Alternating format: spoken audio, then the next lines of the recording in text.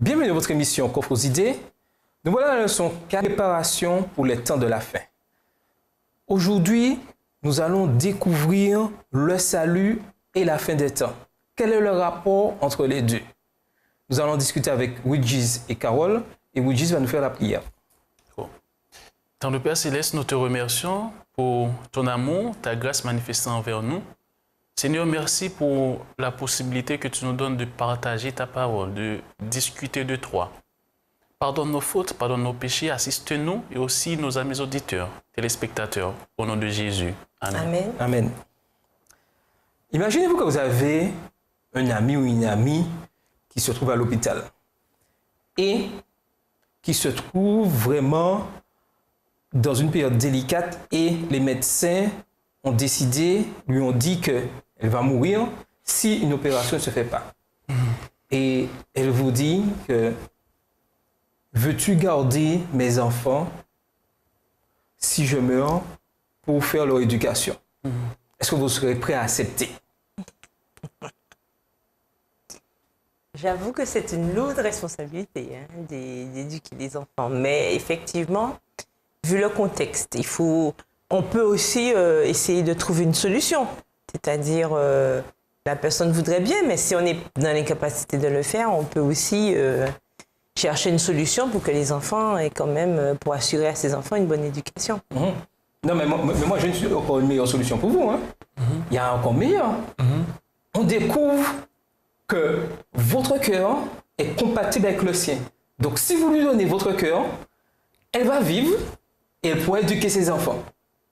Est-ce que vous serez encore prêt à faire ce sacrifice?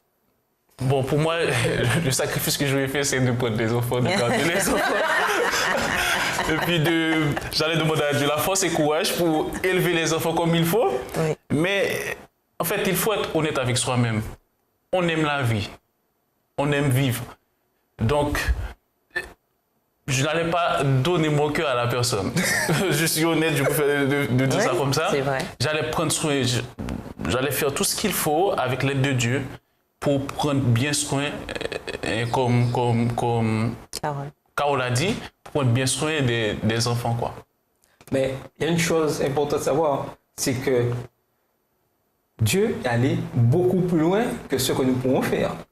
Parce que Dieu a donné son Fils pour pouvoir sauver. C'est-à-dire que Dieu a donné son cœur à l'humanité pour qu'elle soit sauvée par le sang de son Fils. Oui, mais comme tu l'as dit si bien, c'était Dieu. Enfin, c'est Dieu. C'est Dieu.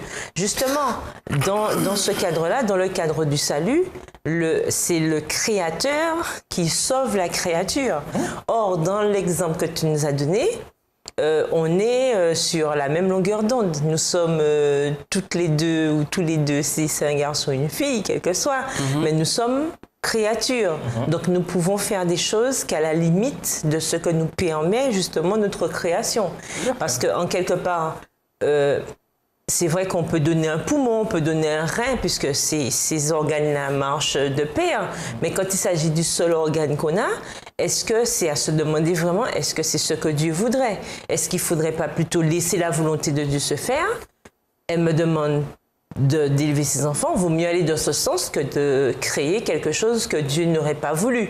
Parce que là, je ne suis pas dans une situation où je suis accidentée et que finalement, comme j'ai préféré, je veux faire un don d'organe. De toute façon, moi, je suis en péril. On récupère mon cœur pour donner à l'autre. Ouais. Là, je suis en pleine forme, il n'y a pas de souci et je me mets en danger pour... Je ne suis pas sûre que lorsque l'Éternel nous dit d'aimer notre prochain comme nous-mêmes, c'est jusqu'à aller se mettre en danger pour aider l'autre. Non, je comprends. C'est ça. Mais le sacrifice, tout ceci pour montrer le sacrifice ultime. Mais, oui, je voulais dire quelque chose, mais aussi il ne faut pas oublier, Dieu a le pouvoir, la Bible l'a bien dit, l'a bien exprimé, que Dieu a le pouvoir sur la mort. Dieu peut prendre la vie, il peut remettre la vie. Donc, s'il a donné Jésus, s'il a offert Jésus pour nous permettre d'avoir accès à la vie éternelle, c'est parce que non seulement Jésus n'avait pas le péché en lui. Nous sommes d'accord. Donc la mort n'avait pas le pouvoir sur lui. Tout à fait. Mais nous sommes comme tu as dit, nous sommes des créatures. Donc, Nous ne sommes pas Dieu. Tout ça, c'est pour montrer que l'amour et le sacrifice ont deux pairs. Le plus souvent, on parle beaucoup d'amour, mais on met de côté le sacrifice. Mais lorsqu'on aime vraiment, il y a des sacrifices à faire. Puisqu'on est obligé de perdre un peu de soi-même pour donner à l'autre.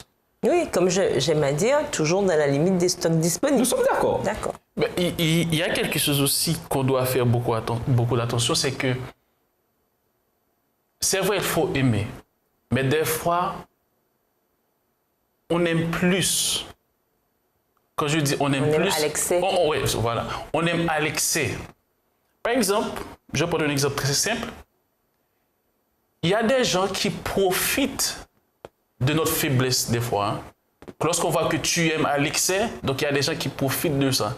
Donc, il faut qu'on demande à Dieu l'esprit de discernement. Nous sommes d'accord. Des fois, on peut faire des sacrifices qui nous mettent en danger et aussi qui mettent notre famille et nos amis en danger. Donc, il faut toujours demander à Dieu l'esprit de discernement pour savoir quand il faut partager cet amour et comment le partager. Tout à fait.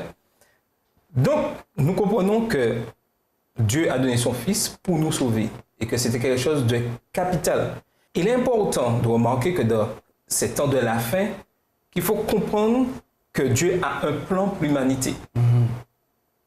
Et que face au temps de la fin, le salut est offert à tous.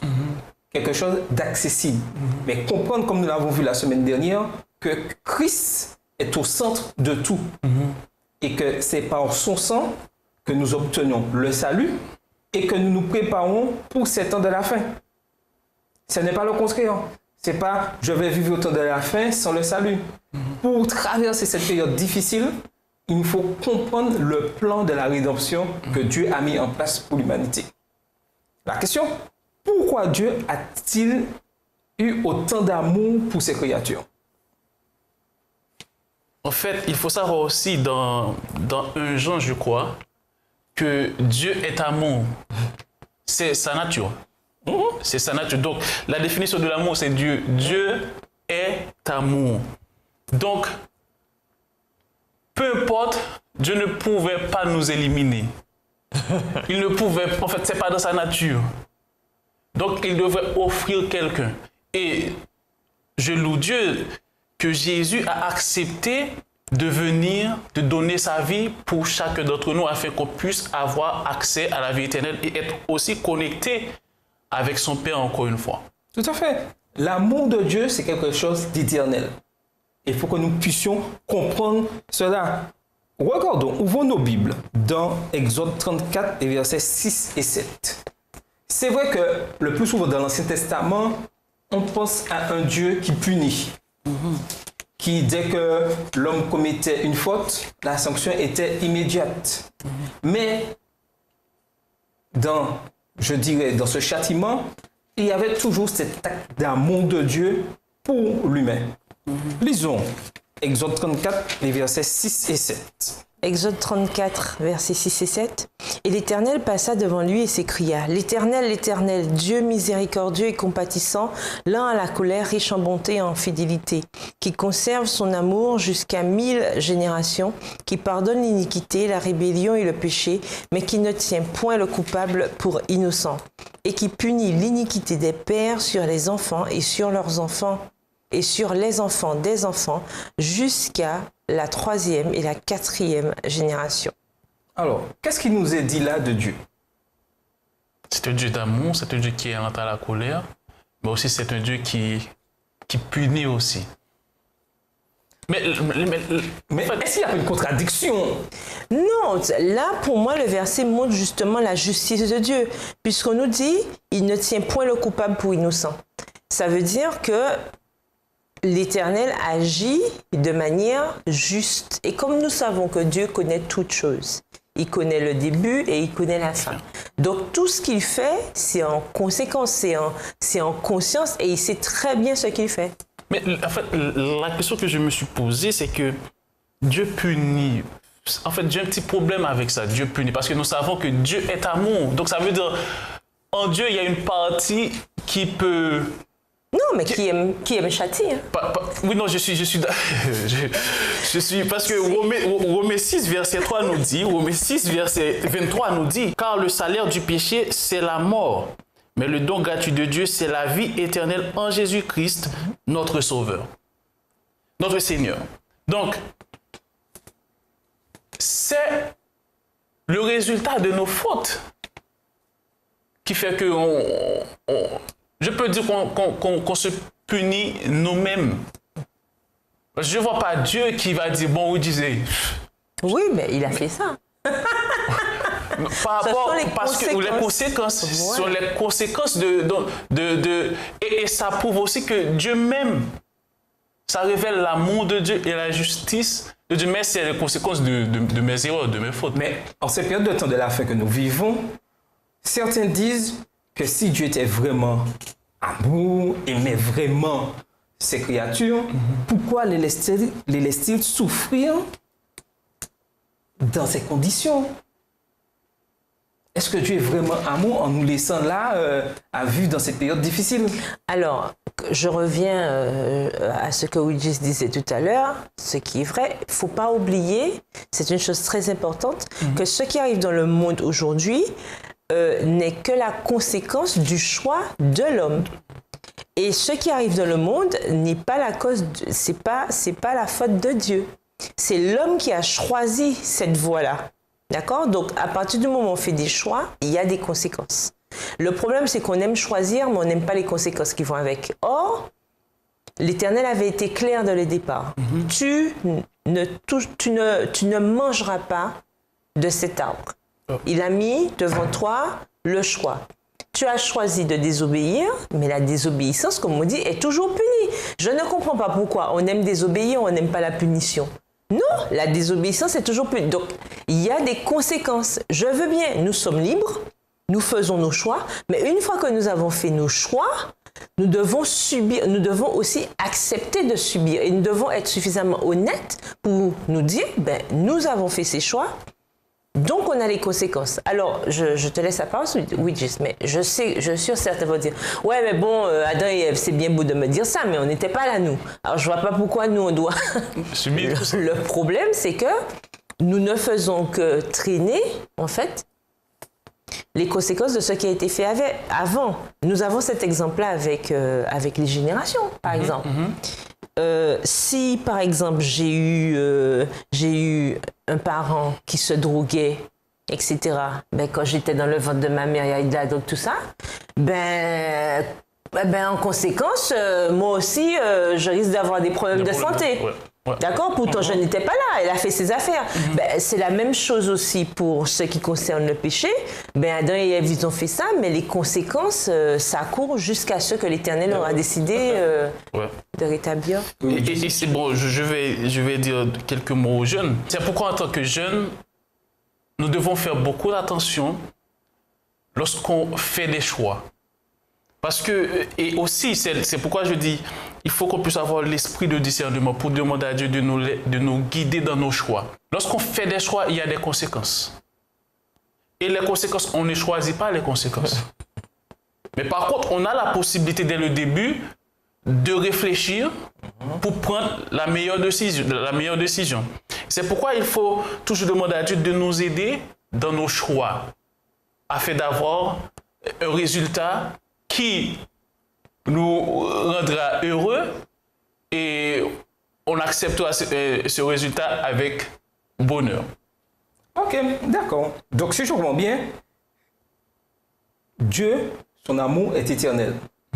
Et c'est cet amour-là, dans ces temps difficiles que nous vivons, qui nous permet de comprendre tout ce qu'il a fait pour nous. Et ça, c'est un élément important que, quel que soit ce qui se passe aujourd'hui, quelle que soit la situation que nous vivons, Dieu nous aime. Et l'exemple suprême, et c'est là qu'intervient, je dirais, l'élément central dans ce plan du salut, c'est-à-dire que le salut, il est en Christ uniquement. Je ne peux obtenir la libération de mon péché de mes péchés que par le sang de Jésus-Christ.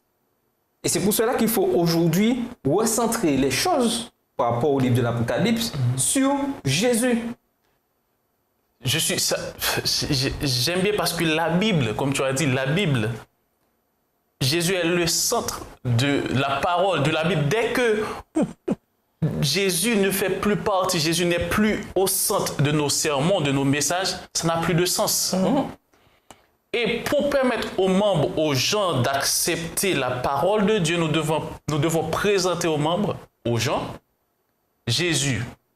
Et lorsqu'ils acceptent Jésus, le sang qui a été coulé pour nous sur la croix, donc ils vont accepter cette parole plus facilement. Ils vont obéir au sabbat, donner leur dîme, si on présente Christ. Et quelqu'un qui rejette, je vais un peu plus loin, quelqu'un qui rejette Jésus ou qui rejette le sang de Jésus, rejette aussi la Bible, rejette aussi le sabbat. Et quelqu'un qui rejette le sabbat, rejette aussi le sang de Jésus. Donc, nous devons accepter ce sang qui a été coulé pour nous, pour être justifié et pour vivre comme Dieu nous le demande. Ma question est, pourquoi dois-je accepter le sang de Jésus-Christ? Qu'est-ce qui me pousse à accepter ce sacrifice de Jésus? Alors, comme on a dit tout à l'heure, de toute façon, le titre de la leçon, c'est quoi? Préparation pour les temps de la fin. Si aujourd'hui nous parlons de temps de la fin, c'est parce qu'il y a eu Jésus-Christ, justement. Parce que si Jésus-Christ n'était pas venu, il n'y aurait aucun temps de la fin. Ouais. Si cette notion existe, c'est parce qu'il y aura un terme, justement, à toutes ces horreurs que nous vivons, à toutes ces difficultés que nous avons aujourd'hui, pour qu'il y ait un changement. D'accord? Donc, ça marque, justement, le fait de dire temps de la fin, ça marque, justement...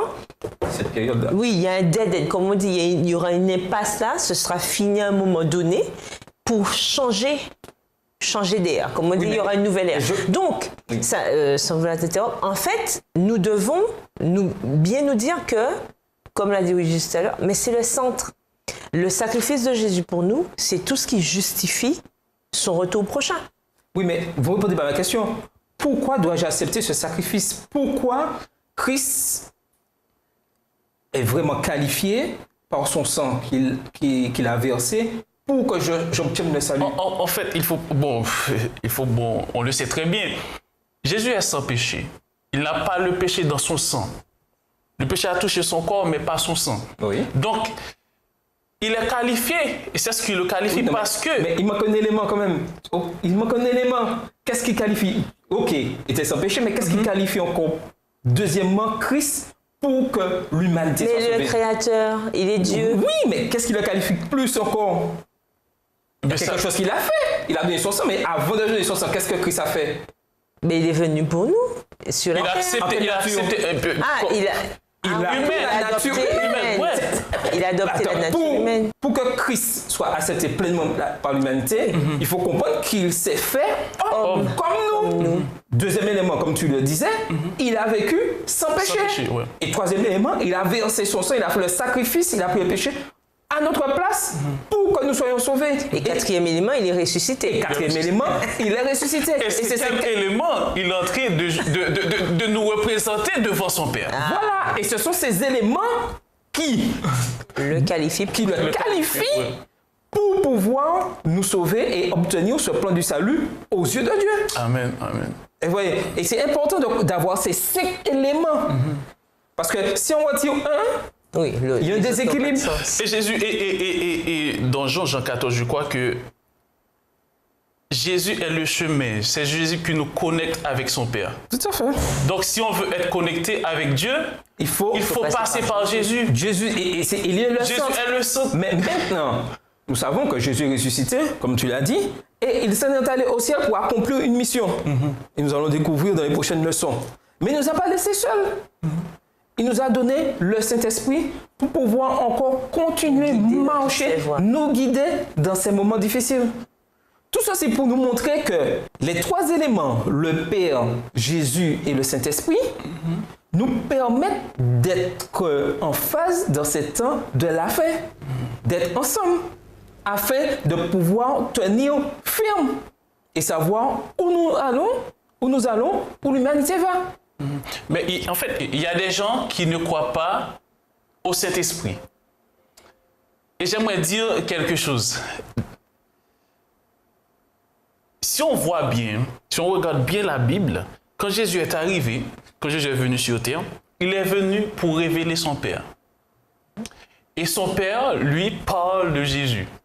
Et le Saint-Esprit atteste la mission de Jésus. La mission de Jésus. Et Jésus nous a dit dans sa parole qu'il va nous envoyer un autre consolateur. Il ne nous a pas dit une force. Parce qu'il y a beaucoup de personnes qui pensent que le Saint-Esprit, c'est une force que Dieu nous envoie. Non, la Bible nous a dit, Dieu, Jésus, va nous envoyer un autre consolateur pour nous convaincre du péché, pour nous conduire dans toute la vérité. Donc, si quelqu'un rejette le Saint-Esprit, tu ne pourras, ou je rejette Dieu, bon, tu ne pourras pas comprendre la parole de Dieu. C'est pourquoi il y a plein d'hérésies. Tout à fait. Et il faut savoir que le Saint-Esprit est universel et qu'il n'a pas de limite dans l'espace. Et il est là pour convaincre tous les hommes qui acceptent le sacrifice de Jésus. Voilà, c'est très important, comme tu dis, qui accepte. Oui. Parce que ta question tout à l'heure, pourquoi devons-nous accepter? Nous devons accepter si nous voulons être sauvés. Mais attention, Dieu ne va pas nous forcer à accepter. Nous avons encore le choix. Encore une histoire de choix. Mais il faudra aussi penser aux conséquences. Tout à fait. Ouais. Si on veut aller au ciel, si on veut aller passer 1000 ans avec Dieu, mais il faut penser... J'ai une question pour vous. Connaissez-vous vraiment l'amour de Dieu? Oui. Ça veut dire connaissons-nous vraiment Dieu? Connaissons-nous vraiment Dieu? Croyons-nous vraiment que Dieu nous aime? Ah oui, oui. Moi, en tout cas, je le crois. Moi aussi. Je crois que Dieu m'aime beaucoup. Vous êtes sûr? Ah oui. Sûr et certain? Ah oui. Eh bien, si nous ne sommes pas sûrs, il y a un problème par contre. Et puis, on ne serait pas là. On serait pas là. Parce que de l'amour de Dieu, on ne serait pas en train de partager avec nos téléspectateurs. Il est important que chacun puisse expérimenter quelque chose. Tout à fait. Si je vous dis que le miel est sucré, vous allez me croire? Oui ou non? Oui, si on a foi en toi. Oui, vous avez foi en moi, vous allez... Mais pour vraiment savoir que le miel est sucré, il faudrait que vous ayez goûté le miel. Mon expérience, certes, va vous convaincre de la manière dont je vais présenter les choses, mais pour être, je dirais, convaincu que le miel soit sucré, il faut que vous l'ayez goûté. C'est pareil avec l'amour de Dieu. Ma manière de vivre va montrer, certes, oui, il croit que Dieu est amour. Mais si chacun individuellement n'expérimente pas cet amour dans sa vie, il ne pourra pas comprendre ce que Dieu fait pour l'humanité. Qui est Dieu? Qui est Dieu et ce qu'il fait. Et c'est pour ça qu'on n'arrête pas d'insister sur le côté, justement, personnel et individuel de la relation avec Dieu. Parce qu'on ne peut pas être avec Dieu par filiation. C'est-à-dire, ouais, maman, papa, tout ça, ils connaissent Dieu et moi aussi. C'est pas comme ça. C'est pas une transfusion. Connaître Dieu, ça se fait pas par transfusion sanguine ou quel que soit. C'est pas par télépathie non plus. Il s'agit pour chacun, les jeunes aussi en particulier, de faire cette expérience avec Dieu. Pour faire une expérience personnelle, c'est-à-dire pouvoir juger par soi-même. Pouvoir se rendre compte par soi-même de qui est Dieu, de comment il fonctionne et qu'est-ce que je dois faire pour lui faire plaisir. Mais ça doit être quelque chose de personnel parce que j'aurais beau entendre des prédications, on aura beau m'exhorter, on aura beau me montrer par A plus B, c'est écrit noir sur blanc. Tant que je n'aurai pas expérimenté, ça ne pourra pas marcher. D'ailleurs, je crois même que dans la Bible, et on le trouve dans 1 Pierre 2, les versets 2 et 3, qui nous dit « Désirez comme des enfants nouveau-nés le lait spirituel et pur, afin que par lui vous croissiez pour le salut, si vous avez goûté que le Seigneur est bon. » On a le mot « goûter ». Donc ça montre bien justement le côté le côté, comment dire ça, je ne vais pas dire tactile, mais il faut vraiment expérimenter, voilà, de manière tangible, voilà, de manière tangible. Il faut que je puisse témoigner concrètement. Il faut que ce soit du concret avec Dieu et pas seulement tellement raconter l'expérience. Mais une chose aussi, ne pas se contenter de notre implication spirituelle actuelle. Elle peut être, je dirais, extraordinaire, multiple, mais il faut encore approfondir, désirer davantage. Parce que tant que nous avons ce souffle de vie, nous ne sommes pas arrivés à la fin. Donc, je dois me dire, certes, je suis dans cet état-là, certes, ma relation avec Dieu, je suis d'amour, mais je dois désirer encore plus l'amour de Dieu. Parce que j'en aurai besoin et j'en ai besoin pour traverser cette période difficile de la fin. Et comme tu as dit, c'est pas, le salut, c'est pas par filiation. En fait, c'est pourquoi la Bible dit que le salut est personnel.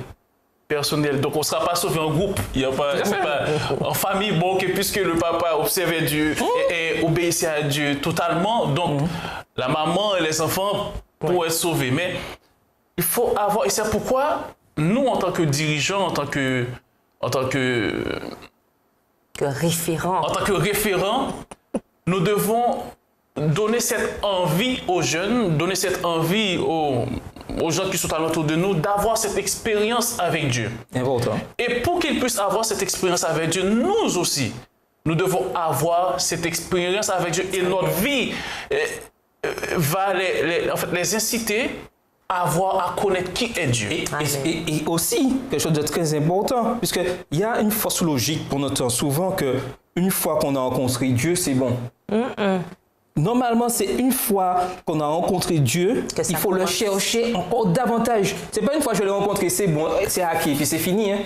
Certes, j'ai rencontré Dieu aujourd'hui, mais je dois encore le chercher davantage dans sa parole, connaître qui il est, découvrir, parce que son amour, c'est un amour éternel, c'est-à-dire c'est un amour qui ne finit pas, qui se découvre jour après jour. L'aventure commence au moment, justement, où on rencontre, on entend parler de Dieu. C'est là que ça commence. C'est pas une fin en soi. La rencontre avec Dieu n'est pas une fin. C'est un début, justement. Et pour que cette aventure soit une aventure agréable, intéressante, il faut qu'on ait une quête. Il faut qu'on soit curieux et il faut qu'on ait envie. Tout à fait. Parce que sans envie, sans justement amour, ben c'est comme, je prends un exemple, c'est comme dans le mariage. D'accord? Le jour que j'épouse mon conjoint, ma conjointe, c'est pas le jour que ça s'arrête. Hein? C'est le début. Parce que oui, je peux confirmer. C'est le début. Donc c'est la même chose. Quand je rencontre quelqu'un, j'ai une amitié pour nos amis qui seraient peut-être pas ensemble, qui seraient pas mariés, mais allez, j'ai une amitié. Mais quand j'ai une amitié, ben ça s'entretient. Je fais tout pour apprendre à mieux connaître la personne. Et comme on a eu rapidement à la fin, je te n'ai pas oublié, t'inquiète pas. Et comprendre aussi que chaque jour, j'ai un travail à faire. Certes, il faut que je demande à Dieu de contrôler mes pensées, mes attitudes, paroles, actes, priorités, responsabilités, relations, activités, loisirs, famille, emploi. Tout ce que je fais doit être lié dans l'amour de Dieu. Tout pour la gloire de Dieu. Mais une chose importante, demander à Dieu de retirer tout ce qui ne porte pas de fruits en moi. Et ça, c'est très important pour faire face au temps que nous vivons. Tout ce qui ne porte pas de fruits, Dieu doit l'émonder afin qu'il puisse porter de magnifiques fruits pour sa gloire. Amen. Il y a quelque chose aussi qui est merveilleux dans tout ça, c'est que lorsqu'on apprend à découvrir ou à connaître quelqu'un, on apprend à se connaître soi-même aussi. Oui, bien sûr. Donc, si on apprend à connaître Dieu, qui il est, son amour, à découvrir son amour, l'amour de Dieu nous permettra de voir qui nous sommes et les choses qu'il faut supprimer dans notre vie. Tout à fait. Parce que lorsqu'on rentre en contact avec Dieu, notre vie passée ne doit pas être la même. Et la Bible nous l'a dit, les choses anciennes sont passées. Donc, si on veut être meilleur pour le ciel, si on veut que notre vie soit transformée, comme est le titre de la transformation, Seigneur, transforme-moi, si on veut que notre vie puisse être transformée, nous devons apprendre à connaître Dieu jour après jour. Et ce que j'aime avec Dieu dans tout ça, c'est qu'il est prêt à nous laisser le découvrir si on le cherche de tout notre cœur. Nous arrivons déjà à la fin de notre émission du jour et j'aimerais vous laisser avec cette réflexion. Nous vivons ces temps de la fin où des catastrophes, nous voyons des choses inimaginables qui arrivent jour après jour. Notre focalisation sur la fin du monde ne devrait pas porter uniquement sur l'événement propre. Mais notre attention doit être portée sur celui qui nous a tant aimés et qui, étant mort pour nos péchés, nous garantit la vie éternelle. Est-ce que vous voyez la différence? Et aujourd'hui, le danger, et c'est ce que l'ennemi de nos âmes cherche à faire, de nous focaliser sur les événements. Mais ce n'est pas le but. Au temps de la fin que nous vivons, il faut nous focaliser sur celui qui nous a aimés. Oui, Jesus. C'est vrai ce que tu as dit. En fait, pendant que tu parles, il y a quelque chose qui m'est venu à l'esprit. L'ennemi aussi essaye de nous diviser. Donc, lorsqu'on sera focalisé sur autre chose que Jésus-Christ, donc il aura une emprise sur nous. Il pourra faire ce qu'il veut avec nous. Et c'est pourquoi il ne faut pas laisser l'ennemi arriver à nous diviser, mais à laisser Dieu enlever tout ce qui n'est pas bien en nous et pour qu'on puisse être unis. Et quand Jésus revient, il nous prendra tous ensemble. En conclusion, pour être prêts, focalisons-nous sur l'amour de Dieu pour chacun d'entre nous. C'était votre émission Prophes idées.